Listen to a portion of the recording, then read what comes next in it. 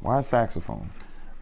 To begin with, I'm the youngest of 5 in my family of 2 brothers, 2 sisters, all of which are musically inclined. So because of this also made accessible many instruments, and not only that my brothers and sisters were playing, but also have a host of cousins and friends of theirs that also play as well. So I had brief flirtations with various members of the rhythm family, like piano, drums, electric guitars, bass, conga drums, various percussions and all that, the whole shot. So as a result, was able to make a informed decision that obviously I didn't want to play something that a member of my family had already played. Enter, I guess you could say at this point, my mom's chores came into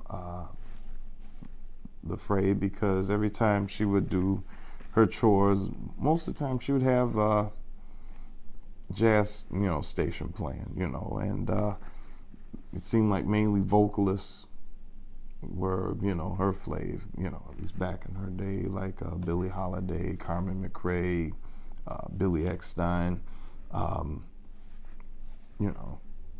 people of the like, Sarah Vaughan stuff. So the vocalist would be singing, sing the regular verse and whatnot, and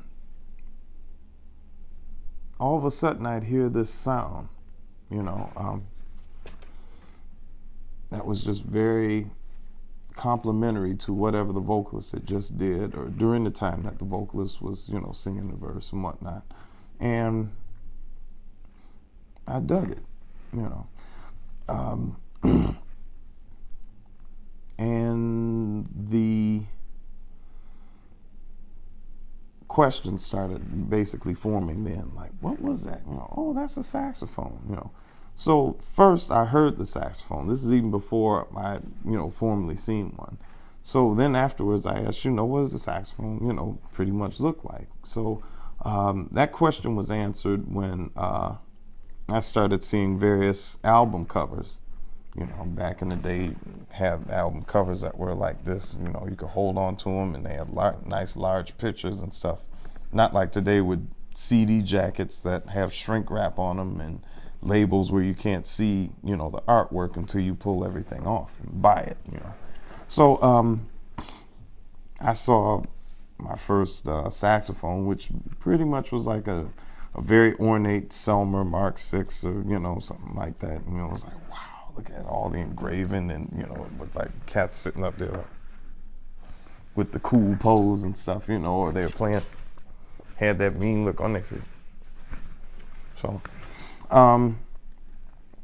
saw the saxophone. So, second stage.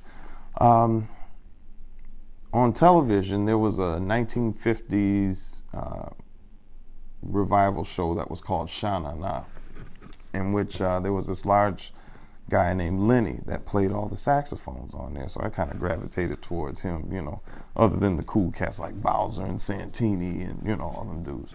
But Lenny was the dude that did it for me, because he had saxophones and he was basically cool and stuff, Played all the solos, like on Charlie Brown's Speedo and all them. Anyway, so I see it in action now. And I think the coup de grace was basically when my oldest brother's friend and bandmate, Charles Green, moved in with us. And he's a saxophonist. So he had his saxophones, flute, clarinet, he brought to the house with him. So at any given time, I would sneak up and, started looking at them. So here they are, in my hand. So it happened in stages where I was exposed to the saxophone. And I'm glad that it happened that way, because I have a deeper sense of belonging to it. I felt that the instrument chose me. I didn't choose it, and it happened in those stages, as opposed to it being given to you and you're not really admiring it.